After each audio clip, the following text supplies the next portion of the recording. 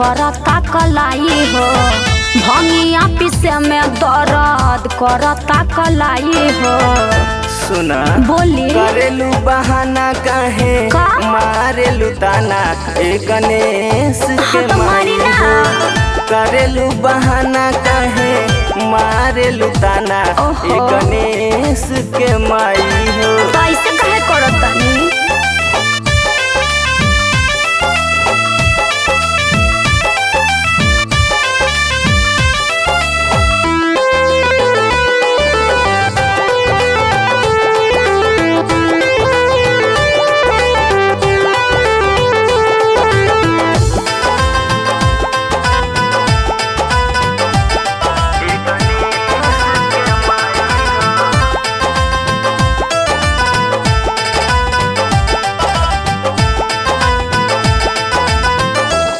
खातिर भंगिया एगो ले ली न मशीन जी, रउआ से बतियाई है कहने के लेन जी।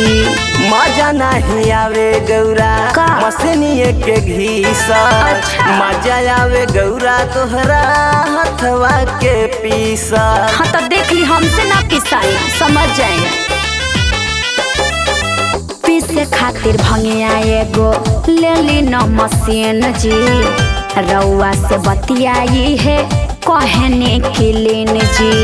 मजा नहीं आवे गौरा मशीनिए के घीसा, मजा आवे गौरा तोहरा हथवा के पीसा।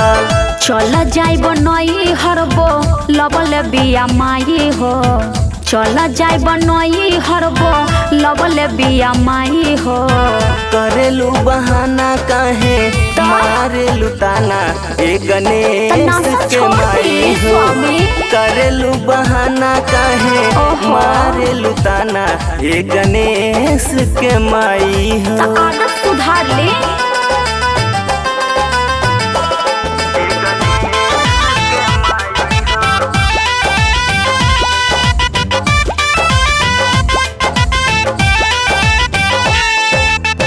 चली जाइब छोड़ के भोला कार्तिक गणेश के, दोबर भैनी खटनी से देखी हमारा फेस के।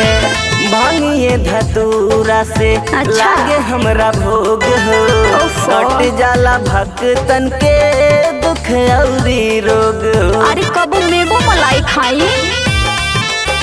सुन ली हमर बात। चली जाइब छोड़ के भोला कार्तिक गणेश के, दोबर भैनी खटनी से देखी हमारा फेस के। भांगिए धतुरवा से लागे हमरा भोग हो, कट जाला भक्तन के दुख औरी रोग हो। भोला खातिर सैलस दीहे चीलम जराई हो, भोला खातिर सैलस दीहे चीलम जराई हो।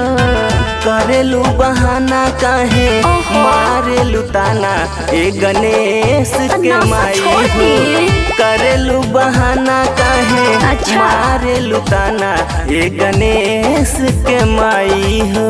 ओहो रउआ से तो परेशान बनी हम।